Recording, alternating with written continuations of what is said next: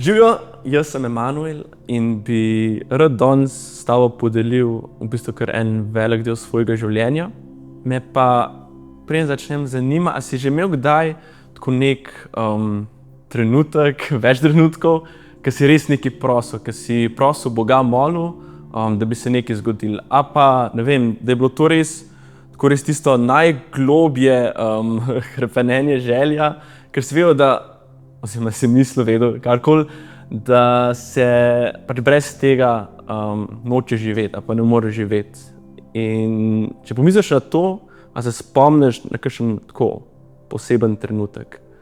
Ker en dogodek, na katerega se jaz spomnim v tem, ko pač to razmišljam, se je zgodil 12-13 let nazaj.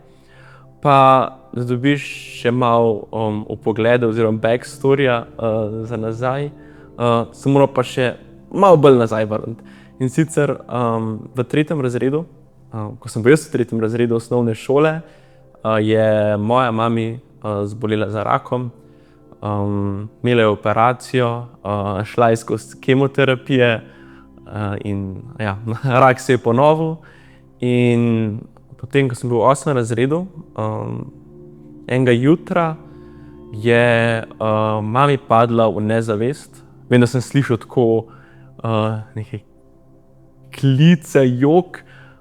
Sem šel pogledat, sem videl tam, kako leži na tleh in sem pač zlaufal nazaj v sobo in se zavil v posteljo, na glavo tako v polšter, tisti najbolj možen, in sem molil, da je bilo vse v redu, da mi Bog še ne bi vzel mami. Ampak ja, na žalost, oziroma tako je bilo, da je čez nekaj mesecev pa umrla. In zdaj, če se vrnem pač na ta dogodek, je ful enih spominov, ki jih ne morem vsak danes podeliti, ampak tako se mi zdi, da ključen tudi za naprej, je bilo pa to, da pač večer prej, preden je umrla, smo se šli posloviti od nje, smo molili, smo peli te zejske speve, ki so bili zelo všeč. In se spomnim občutka nemoči, kako gre vse samim mene, kako pač nič ne morem, kako pač Bog ne usliši moje molitve. In vem, pa sem iz Onkološkega inštituta tako dol gledal, pač se vidi Ljubljanska teče mimo in pač točno tako sem se počutil, kot da pač stojim tam pred onim oknom in pač gledam v noči tisto reko, ki teče mimo in jaz ne morem nič narediti. Bog pa tudi zgleda, ne. In ja. Življenje je šlo naprej. Vem, da sem pri birmi, ko sem šel, so se pač z mami že prej pač pogovarjala, pol leta prej, malo 3/4 leta prej je bilo to, da si želi, da grem k birmi, da si želi zame življenje pač v veri, z Bogom. Pogovarjali se, kako bom šel na neko katoliško gimnazijo naprej, tako, ker je mi tudi takrat rekla, pač verjetno ne bo mogla biti takrat s tabo. In jaz sem pa pol pri birmi molil, daj Bog, lahko, pač rad bi verjel, rad bi jo obdržal to vero, da mi pač pošlje res Svetega Duha.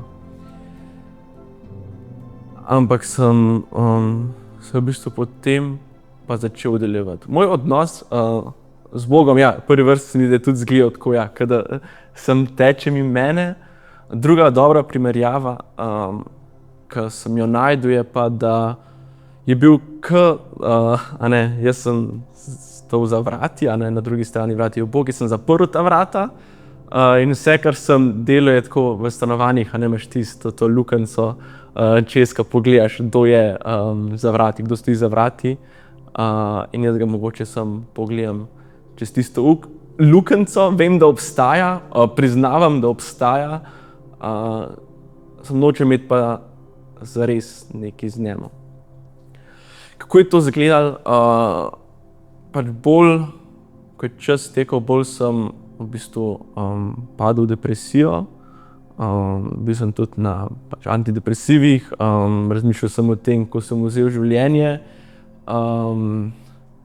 Namesto da bi pač živel neko življenje z Bogom, sem našel oziroma iskal pač to ljubezen v drugih stvareh, v pitju, v kajenju trave, v napačnem pogledu na spolnost.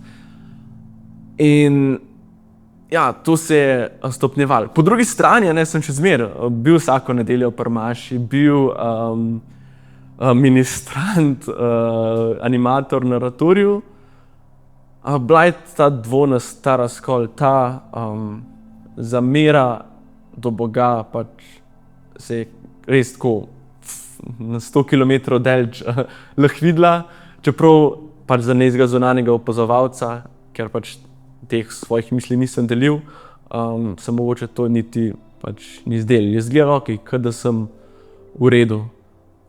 In to se je pač trajalo do, se mi zdi, trenutka, ko so me doma prisilili ali pa zelo dobro spodbudili, no. Jaz sem pač tako kot za marsikatero stvar v življenju, pač sem rekel, okej, pač pa grem pač, to je del življenja. Sem šel na Svetovni dan mladih, to je bilo 2016 na Poljskem.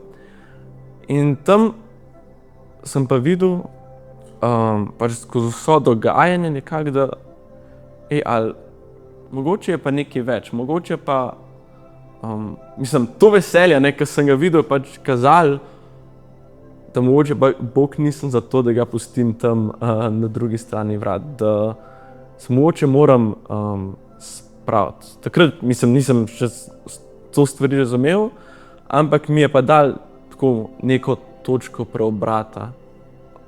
Mi je žal, da takrat nisem, recimo na Svetovnem dnevu mladih, nisem šel k spovedi in jaz lahko rečem, da sem bil kar trdovratan, in se nisem takoj še pustil Bogu, oziroma mu odprl vrat.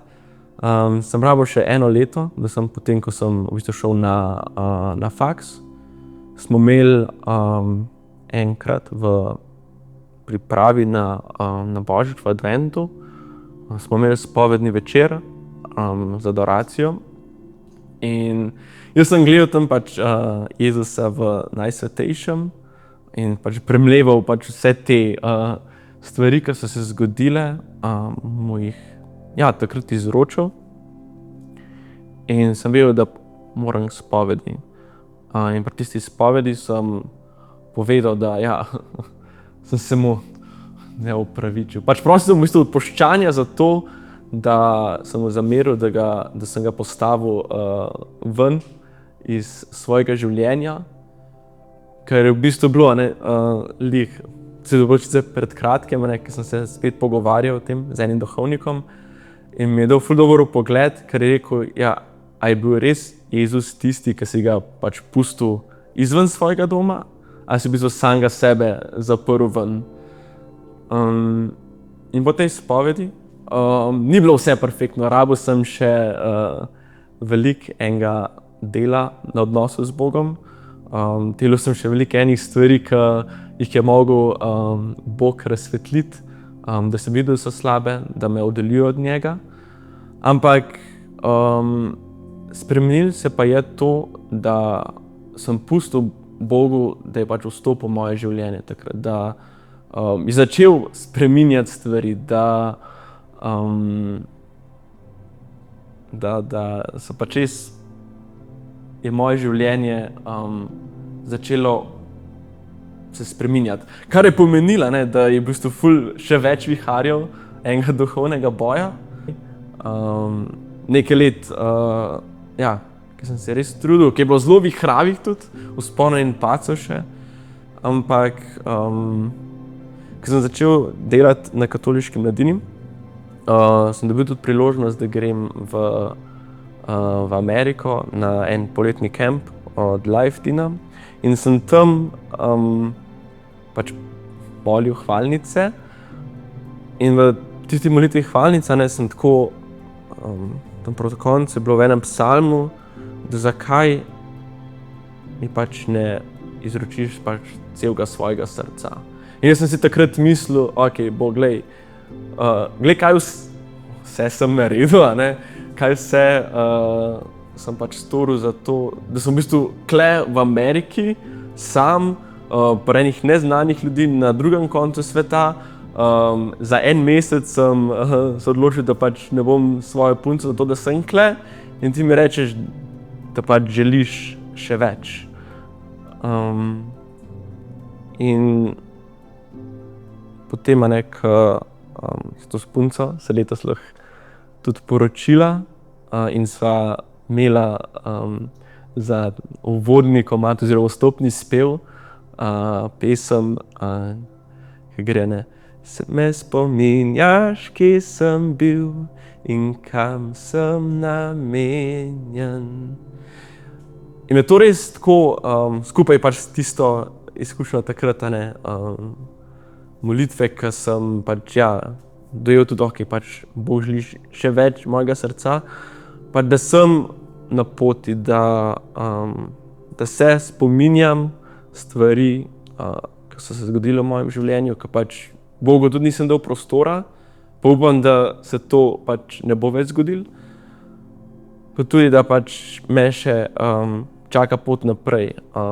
V zakramentu poroke svetega zakona sva pač, ja, povabila Boga nazaj, oziroma ne nazaj, v odnos sploh najin, da bi še naprej živela v tem upanju in zaupanju Bogu.